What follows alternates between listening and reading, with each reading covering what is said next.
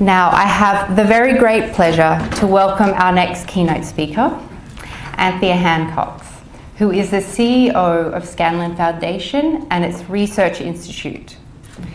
Each year, the Scanlon Foundation produces the Mapping Social Cohesion report, providing a series of detailed surveys on social cohesion, immigration, and population issues, which governments, organisations, and everyday Australians benefit from its findings in their efforts to address the ongoing issues associated with social cohesion in Australia.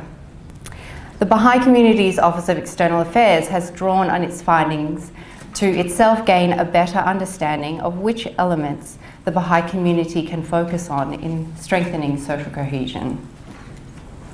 Anthea is also a member of the Australian Multicultural Council, chair of the Monash Migration and Inclusion Centre, advisory board, and chair of the Ubuntu Projects Advisory Board, and many other things. Anthea's extensive experience will bring together the analysis of our observable reality from her experience and the Foundation's research, and also bringing together the reality that is still in potential, where she's going to speak to a vision of social cohesion in Australia. Friends, please warmly welcome Anthea Hancock.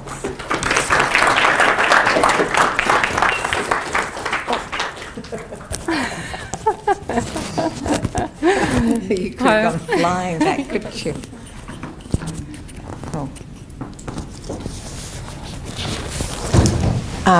Good morning, everyone. And I am, well, I'll mention that anyway in a minute. I would firstly and importantly like to acknowledge the Welcome to Country. I genuinely wish to pay my respects to the Aboriginal and Torres Strait Islander elders who continue to fight for genuine and authentic recognition for our First Peoples and their future generations. I would also like to thank the organisers, and in particular Ida Walker, for their invitation to join you here today to speak on one of the most important topics, that being social cohesion. Of course, I am significantly intimidated to be following Hugh Mackay, who is one of the most comfortable social commentators that I have ever heard, and so very listenable, and who has an uncanny knack for making us realise that we are all so predictable, at least by someone as experienced as he. Anyway, so I apologise because I'm not nearly as easy to speak as he is. But I'm here to talk about a vision for social cohesion in Australia, and so where to start? Well, perhaps we only need to turn to Lewis Carroll's Alice in Wonderland to see the problem that arises when we consider a vision for the future. Alice, in speaking to the Cheshire Cat, says, "Would you tell me, please, which way I ought to go from here?" The Cheshire Cat responds, "That depends a good deal on where you want to get to." Alice, somewhat unhelpfully, says, "I don't much care." So the Cheshire Cat says the obvious, "Then it doesn't matter which way you go." Realising the logic, Alice says, "So long as I get somewhere."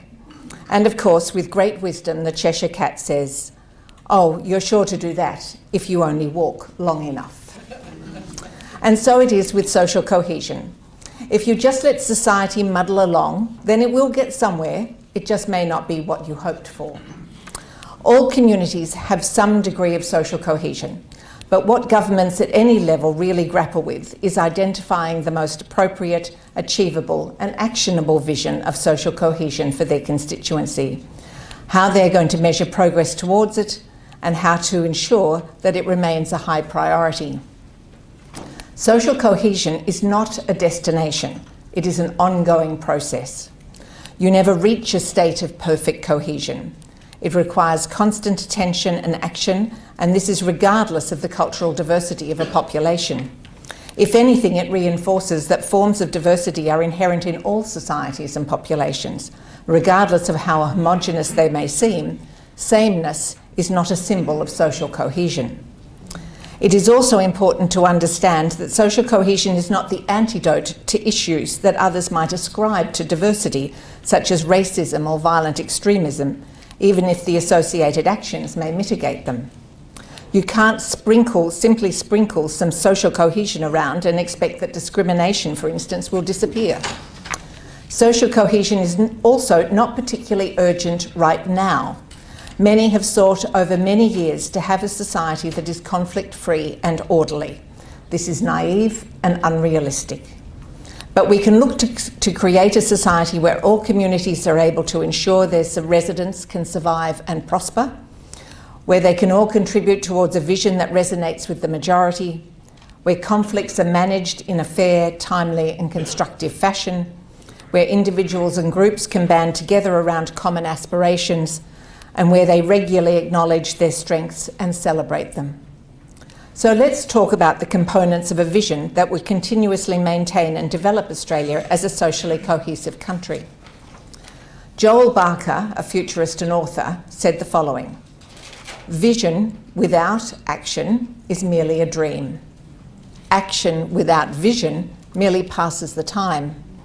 But vision with action can change the world." The value of a vision has been embraced by individuals, by organisations and by state and federal governments and their departments. Visions for states or countries are based on the assumption that when a government takes the lead in preparing and implementing its own strategy, development efforts are more likely to succeed. This is often done by identifying and specialising on their unique assets, then mobilising the actions required to plan, communicate, promote and deliver on the benefits of the vision. So how would you describe Australia's assets? What are Australia's strengths? In a publication in 2017 by the CSIRO called Securing Australia's Future, Australia's Strengths and a Plan for a Secure Future, it states, "Unlike many resource-rich countries, Australia has remained a stable, liberal democracy with an abiding rule of law, free press, economic vibrancy and cultural cohesion. Australia's federal structure has been a source of national strength and advantage for Australia in the past." They list Australia's strengths as a country where government provides high-quality services, including health and education, where we are fairly free economically and mostly a fertile place to do business, where people can expect to live longer than previous generations and be well educated, where our workforce is flexible and where business and government are willing to engage globally. They go on to say that the challenge is to take advantage of these strengths and build new ones. But don't we have more? Where is the reference to our social and cultural strengths, the cultural cohesion that they referenced earlier? The Scanlon Foundation is a private philanthropic family trust committed to the successful integration of new arrivals into Australian society. We have undertaken mapping Australia's social cohesion, as Ida mentioned, since 2007. Our analysis of social cohesion tracks 5 parameters, which are worth, which is essentially, do I matter and does anyone care that I am here? Social justice, do I personally feel safe? Acceptance, are those around me welcoming and respectful? Belonging, I feel that I can make a life for myself and for my family. And finally, participation, I want to make a contribution and play an active role in the broader community. Apart from our mapping social cohesion reports, which we undertake with Monash University, there is little research which focuses specifically on Australia's version of social cohesion. Consequently, the Scanlon Foundation has recently formed the Scanlon Foundation Research Institute to focus specifically on defining that field of social cohesion, and in particular to highlight the strengths of Australian society that we need to recognise, celebrate and build on. Much of the current research agenda, and therefore the public discussion, is focused on problems such as youth disengagement, racism or abuse, and the deterioration of the quality of life, such as concern about crime. But you may remember that in the last Victorian election, the headlines read, "Victorians reject politics of fear and division. Victoria has confirmed an openly left-leaning and social democratic government. It has repudiated a populist and fear-mongering Liberal opposition." This is particularly interesting given that Victorians are also the state that indicates that crime is a more significant issue than in any other state. Our surveys have continuously found that there is considerable evidence of stability and cohesion in Australia. So I have to ask, why?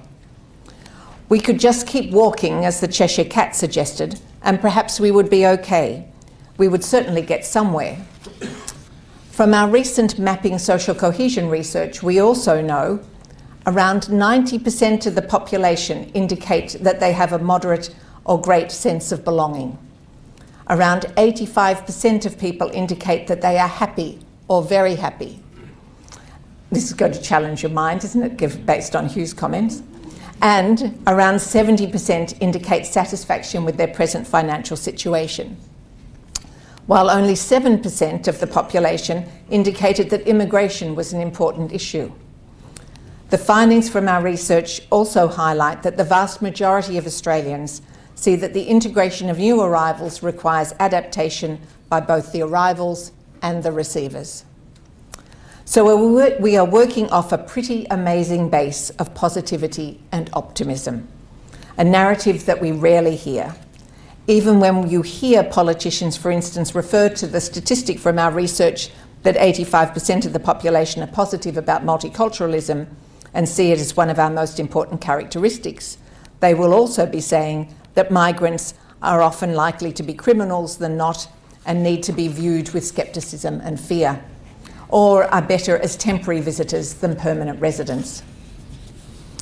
Peter Scanlon, the founder of the Scanlon Foundation, recently received a Lifetime Achievement Award at the Migration Council Australia Awards, and in his speech he expressed disappointment that over the last 20 years the political rhetoric around migrants and migration had become decidedly partisan and focused only on the economic benefits. He asked that all political leaders return to focusing on building pride in what we have achieved and how vital migration has been in building our nation rather than engaging in shrinking our national story. So just what does make us such a socially cohesive society? Some have cited that our cultural and social strengths are personified by a laid-back or easygoing attitude, including our belief that all Australians are equal and deserve equal rights and opportunities. According to Dr. Tanya King, Senior Lecturer in Anthropology from Deakin University, it's Australians' egalitarianism, sense of humour and informal language that are most commonly cited as examples of this laid-back attitude. Some believe that our egalitarianism is rooted in the history of the country's white settlement, explaining that in the late 1700s, convict settlers were often cruelly treated and deprived of their basic human rights by governors and other authority figures. The convict class was unable to aspire to civic positions, as these were reserved for immigrants who were not of convict stock. It was argued that if convicts gained equal rights, it would be like rewarding criminality. Because of this, an egalitarian spirit was worn as a badge of honour by many convict settlers. They may not have had power, education or wealth, but they had a shared belief in equality. It is also acknowledged that migrants coming to Australia since the 1850s from less egalitarian societies may have also played a part in building and strengthening this national characteristic. They have come to make a fresh start where they feel and are recognised as belonging. They are considered equal and able to achieve for themselves and for their families. Australians' egalitarian ethos clearly persisted and has become a defining feature of our culture today. There are times, however, when this fierce sense of equality has other results. Australians tend not to want to formalise stuff. There's a persistent anti-authoritarian attitude and a not insignificant desire to disrupt the status quo. Consider the response in 2015 when, following an announcement in the morning that the Australian Border Force officers would be stopping people in Melbourne streets to check visas of random individuals, which was to start that afternoon. There was an immediate reaction on social media, and within an hour, an impromptu rally had blocked the Flinders Street intersection, and by 3 p.m, the operation had been cancelled. Of course, one only has to look at the public activism being galvanised in response to action or inaction regarding climate change. The impact of political leadership cannot be underestimated. An acknowledgement that we may be the most successful multicultural country in the world is good, but sustained social cohesion can't be taken for granted. To return to my Alice in Wonderland guiding doctrine of this morning, if it takes all the running you can do to keep in the same place, then if you want to get somewhere else, you must run at least twice as fast as that. So how would I describe a vision for social cohesion in Australia? What should we be running twice as fast to get to? For those who know me, they will tell you that I am most passionate about mutual respect, and I have a real aversion to paternalism and the welfare mentality. So for me, a socially cohesive Australia is one where there is a respect for an individual's aspirations and potential. You may be familiar with a study from Oxford University earlier this year that identified the 7 universal moral rules that exist in virtually every society. The researchers explained that people everywhere face a similar set of social problems and use a similar set of moral rules to solve them, even if they have variations in how the rules are prioritised. They are: help your family, help your group, return favours, be brave, defer to superiors, divide resources fairly, and respect others' property. The authors argue that morality is a collection of biological and cultural solutions to the problems of cooperation recurrent in human social life, something Hugh was talking about. This recognition of unifying approaches to human aspirations is essential and not discussed near enough. A socially cohesive Australia is also where our systems and institutions are accessible and have little or no inbuilt or residual bias. I will tolerate active reduction measures being put in place as we transition to a better way of doing things, though. It is also where individuals feel free to share their fears and concerns, since we all have them. In his recent book, Factfulness, Hans Rosling outlines 10 instincts that restrict us in our thinking. One of these is fear. We tend to pay more attention to scary things. If politicians, those who should have the greatest access to information, tell us that we should be scared, then more often than not, we will believe them and respond in supporting actions to reduce that fear. But allowing open and respectful discussion of these fears and accessing multiple sources of knowledge together with our lived experiences can reduce our sense of fear and empower a fully egalitarian society. There is a German proverb that says, "Fear makes the wolf bigger than it is." A socially cohesive Australia is also where all individuals are also prepared to learn and be open-minded to others' concerns. Social exchange and communication can explain why we build trust and return favours, as well as our patterns of guilt, gratitude, atonement and forgiveness. But as Brian Herbert said, the capacity to learn is a gift. The ability to learn is a skill. The willingness to learn is a choice. It is also where there is a complete commitment to our current and future diversity without a need to differentiate a multicultural sector.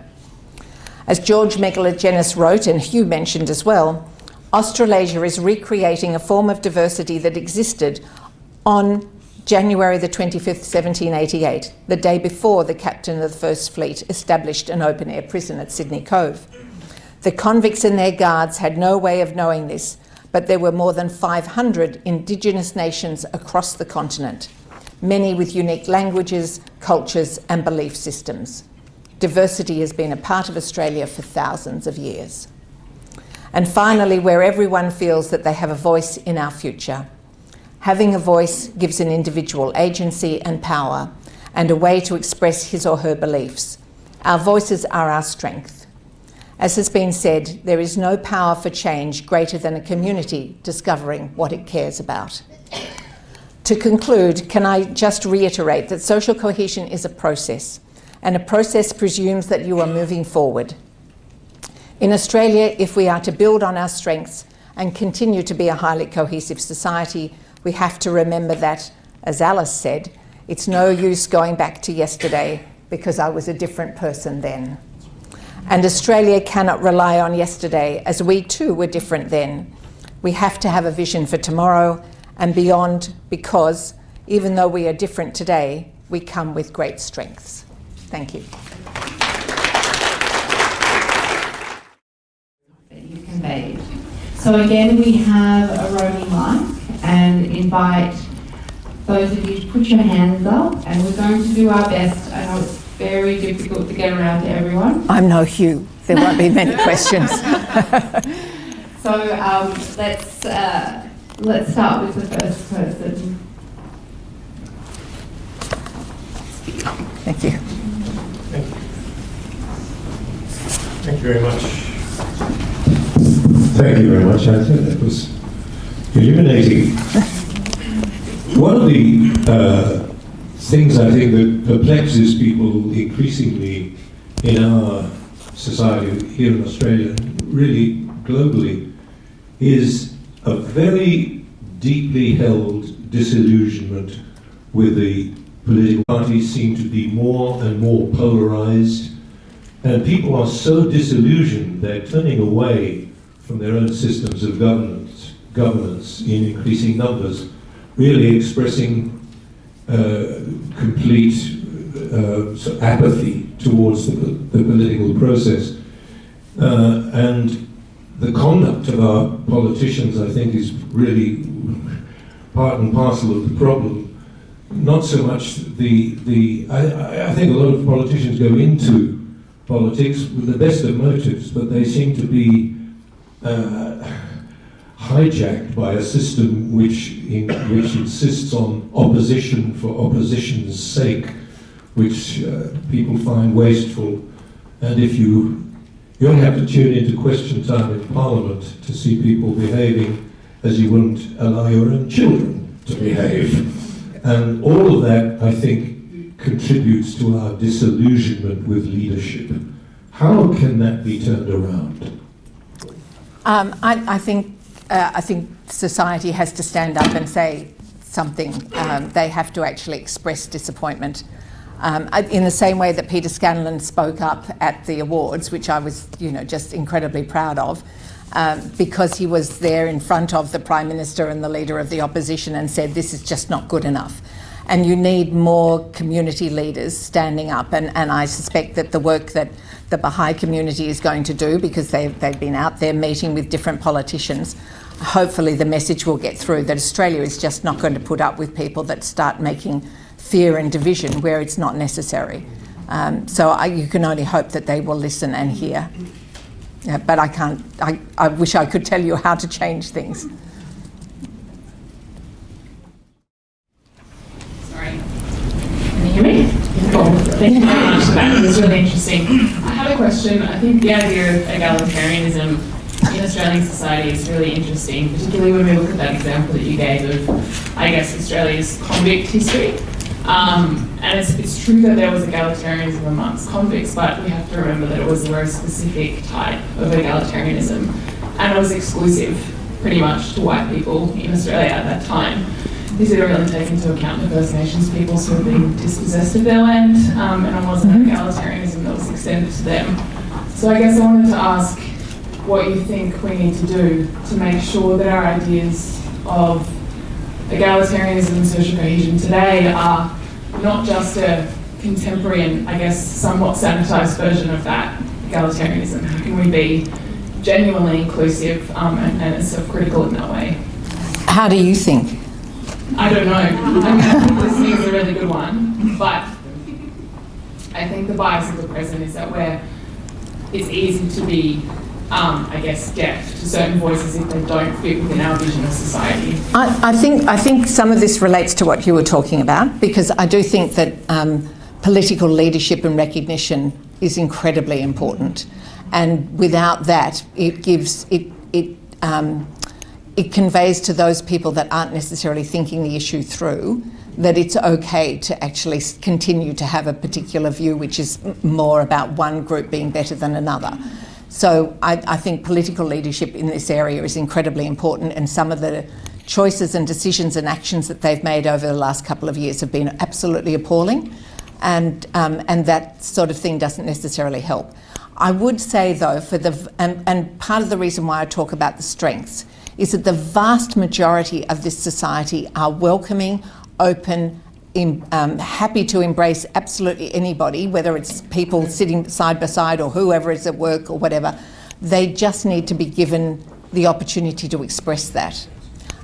So what I think is dangerous is if we overstate some of the things that are negatives and need to be rectified. I'm not suggesting for a moment that they don't, but that we overstate that as being the vast majority of people, where in actual fact I don't believe they are. The vast majority are completely the opposite. So just following on from that. Oh, there. You're from All Together now, and we're from Together for Humanity, and one of the interesting discussions that people are actually quite involved in this space is the two extremes, I suppose, of how to deal with racism or prejudice and social cohesion. And I do take your point that those things are quite different, but interlinked. So you have on one end of the spectrum is the kind of the everything's okay perspective, even assimilationist, we all need to become the same and everything will be fantastic.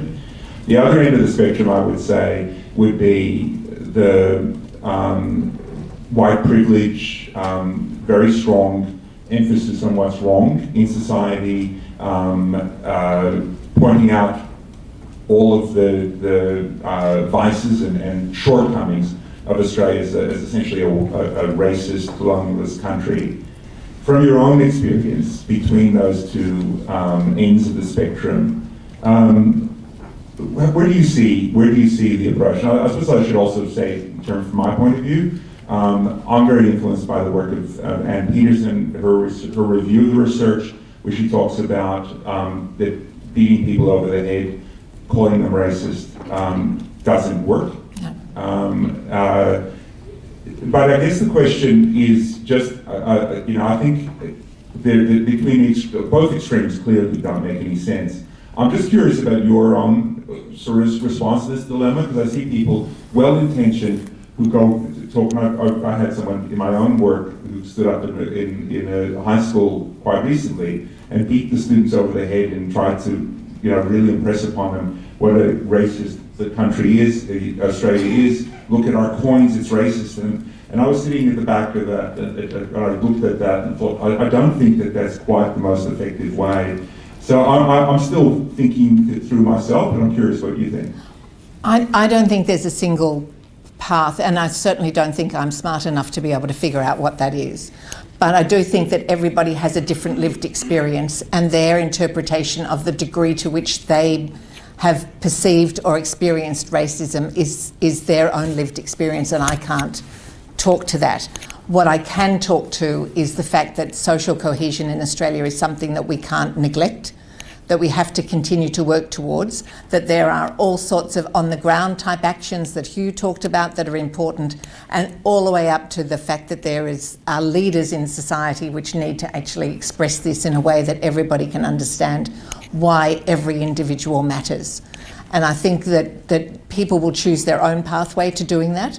From the Foundation's perspective, we try to take a very positive strengths-based approach to suggest that everybody brings strengths to this society, and that's what we need to build on, and that's what's happened over the years.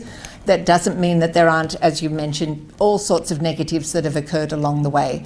But in actual fact, the strengths are what will carry us forward, and we need to build on those.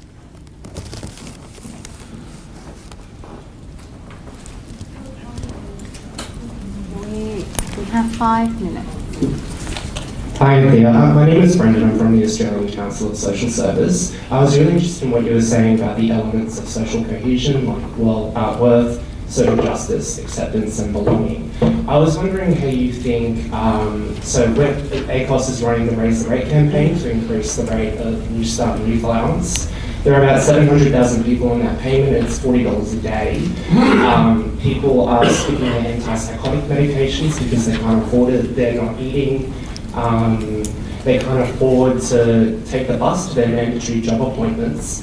How do you think the social security system can be reformed in a way that satisfies those elements that you were talking about with social cohesion? I can't tell you how flattered I am that you think I have the intelligence to be able to answer that question. But I won't even try to, and I wish I could. But it is completely outside of my area of expertise. So, fabulous question. I'm sure there's people in the room here who've got all sorts of answers for it, but it would be foolish of me to try to respond.